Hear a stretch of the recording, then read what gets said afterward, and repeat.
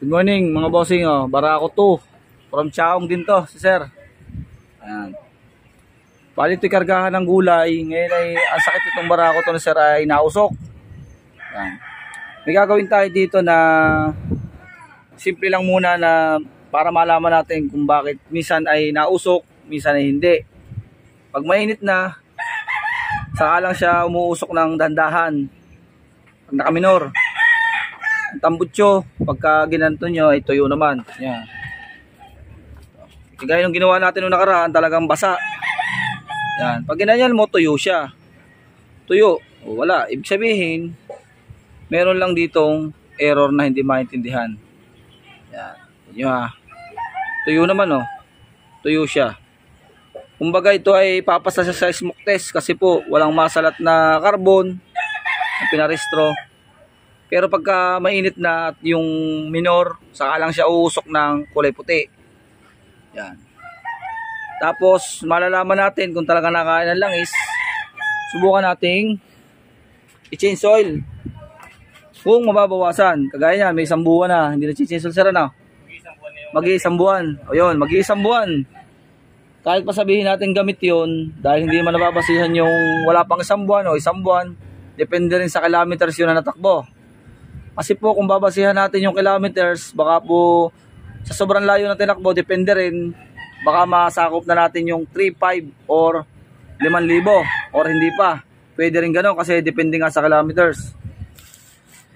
Ang gagawin natin dito ay tatanggalin ng langis. Titingnan kung nabawasan or hindi. Tapos may isang pamamaraan pa tayo dito, yung breather na nanggagaling sa makina. Pag ito ay breather na to, itong breather, ito nakalagay na Kawasaki dito or wala nakalagay na Kawasaki, may mga Barakong wala nakalagay. Ito yung ating takip ng timing chain. Dito pumapasok ang hangin. Tapos inilalabas dito sa hose na to, ito ang tinatawag na breather. Saan ba ito nakasuksok? Yan. Nakasoksok ito sa air cleaner. Mga bossing yan Doon sa air cleaner. Ngayon ang mangyayari niyan, pag pumasok sa air cleaner yan, pwedeng magkalangis ang air cleaner nyo at magkokos ng usok ang motor. Kaya titingnan natin ang air cleaner. Bakit nagkakalangis minsan ang air cleaner? Dahil nababarahan ang breather naman dito sa ilalim. Kita nyo to ha. Yan. Yan ay breather. Dito nakasuksok sa air cleaner. Meron niyang hose na para malaman natin kung may langis. Wait, papakita ko sa inyo. Ayan mga boss. Ito yung sinasabi kong breather na ito yung hose. Ito yung hose. Ngayon, ito yung air cleaner natin, cleaner box. Ito yung carburetor, cleaner box. Tatanggalin natin to para malaman natin kung may langis to. Ito yun Ito. Yan. Ayan Ayan Yan may mga langis siya.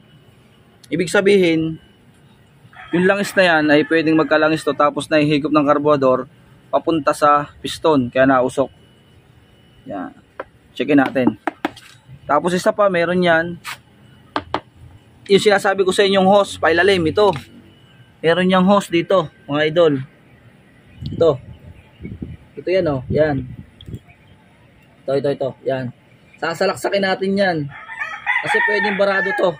Pag umandar, kailangan may hangin. Ngayon, pinandar namin siya, walang nahangin na nalabas. Ibig sabihin, hindi makalabas yung pressure ng makina. Kaya pag nag-change oil minsan, alam mo, hindi lalabas yung langis kasi nga po mahina dahil gawa noon yung breather.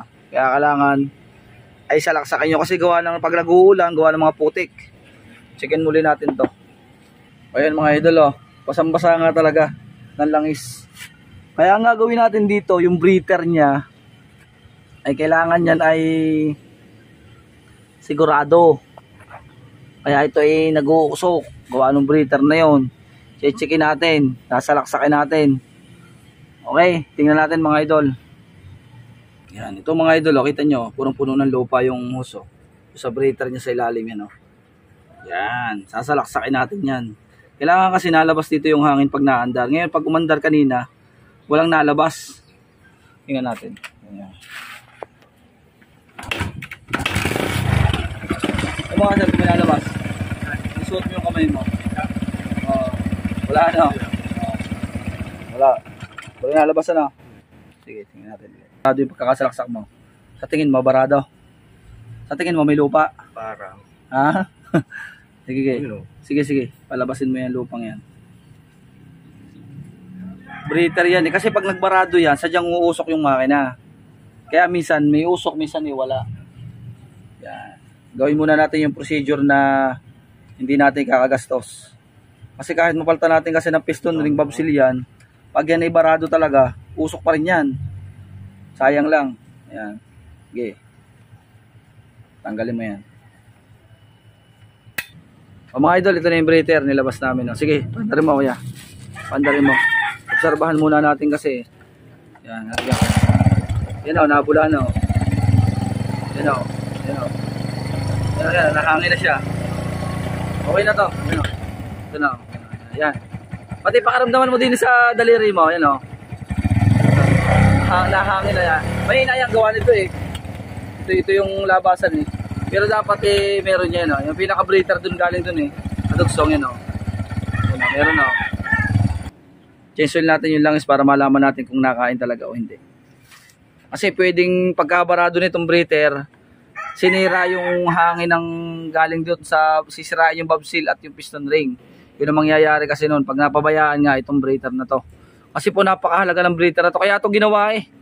Para yung breather ay makalabas ng hangin. Kaso nga lang kung ito'y puro lupa, wala lalabasan ng hangin. Sisirain yung kaya yung nasira itong mga o-ring, yan, sisirain yung mga o-ring nyo kasi walang lalabasan ng hangin ng makina. Okay, tingnan natin.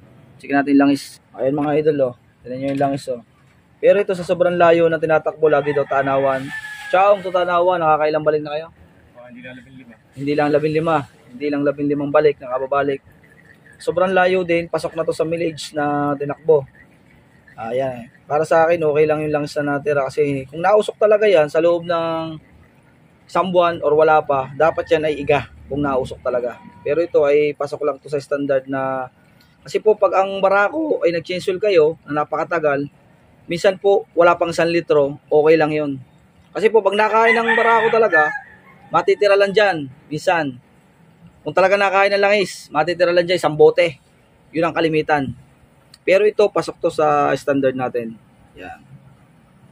Ayun mga bossing, pasok pa yung standard niya na langis. Ang gagawin natin, change oil muna, tapos obserbahan natin, painitin, para malaman kung uusok pa sa tambutso niya or hindi. Yan. Yan yung check upin natin dito mga idol. Sige, update ko kayo maya maya. Yan mga idol, na-change oil na namin. Ngayon, unang hakbang naman dito ay gagawin namin ay ano, yung spark plug, titingnan ko muna yung sunog para makita natin yung sunog ng spark plug kung maputi or maitim. Checkin natin mga idol. Wait muna, yan ay na-change oil na namin tapos natanggal na yung bara ng breather. Siyempre kailangan natin makita muna yung sunog ng spark plug. Kailangan muna natin makita mga idol yung kung siya ay nakain baga nga o hindi. Kailangan to ay ano, parang basta magandang kulay, ma-brown, ganon. Pag maitim, ibig sabihin nga talaga pwedeng nakain at pwedeng barado lang talaga yung ano. Ayan nga oh. Kita nyo malangis. Wait, highlight natin kasi hindi makita sa camera natin. Wait, ulitin natin ha. Ito mga idol oh. Ayan. Kita nyo yan oh. Yan, yan oh. Malangis nga talaga yan oh. Malangis. Ayan, malangis siya oh. Kailangan titingnan ulit natin mamaya. Mamaya. Paanda rin natin. Ayan. Malangis nga yung kanyang spark plug pero paanda rin natin kasi yung barado kasi natanggal na natin yung barado. Paanda rin muna natin. Sige sir, paanda rin mo. Tapos tatanggalin ulit natin mamaya.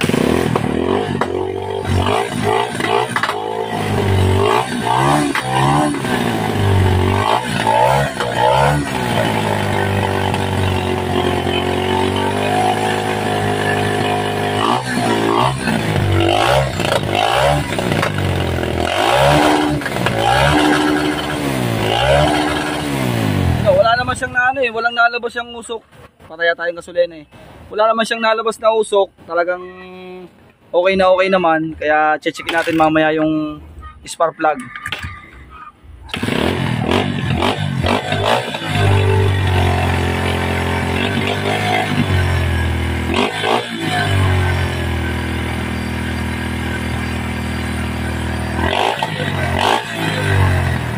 Mga idol, sikapin natin ngayon yung spark plug. Yan, sikapin natin. Tara, sikapin natin. Okay lang naman to, walang problema yan kahit mainit ng konti, okay lang yan.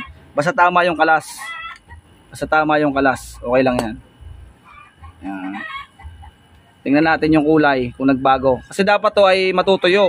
Pag ito ay basa, ay problema. Pero pag tuyo na to, tagumpay na yung ating project. O, tingnan natin. Yan. Dito tayo sa kita. Ayan o. Tuyong-tuyo na. Ang ganda na ng sunog o. Ayan o. O diba? Ayan. Kita nyo. Ito mo sir. Kung masan mo kung nag-iba. Yung kanina. Ano? Tuyong-tuyo na.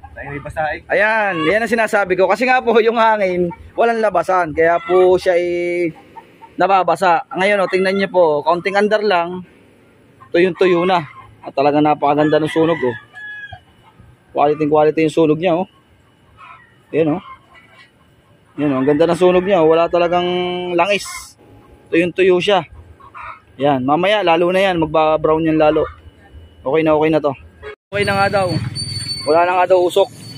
Pinatesting ko na sobrang layo. Tapos tinignan namin uli yung spark plug. Ang ganda na nasunog. Nawala na yung langis.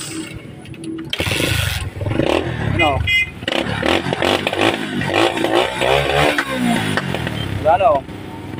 Wala na siyang nausok. Ligtas na ang panggasto sa piston ring at mabsil. Ayos. Okay na mga bossing oh. Aganda na oh. Wala na. Ayan si Sir oh. Di makapaniwala. Sabi sa kanya piston ring at mabsil. Naka-schedule sa akin. Yun lang pala sira. Baka makakalimutan ko. Shoutout nga pala si Yun. Christian Marasiga at tropang utos, magagat yung pag-adig ko pinatay. Yun, okay na. Yun. Ayan, nakaligtas siya. Dahil po yan lang ang sakit ng kanyang motor. Breather, laging tatandaan ninyo yung breather, napakahalaga po sa motor. Pag ang breather ay nagbarado, uusok talaga yan mga idol. Kagaya nyo, wala nang umusok, napakalayo na ng kanyang inikutan. Wala na oh. Tuyong-tuyo siya, walang lalabas. Ligtas. Yung breather, lagi mo kuya titingnan yung breather. Yan. Ayan, ipalabasan, doon nakalagay sa taas yan. Tataas yan, sa taas. Yung isa sa carburetor. Okay na mga idol, yan lang ang sira nung kay kuya. Nakaligtas ang gastos. Nangutang pa sa Bombay. Okay na mga idol, tapos na. Yan, bigyan natin ng sticker para makita ng mga kasamahan niya doon, okay?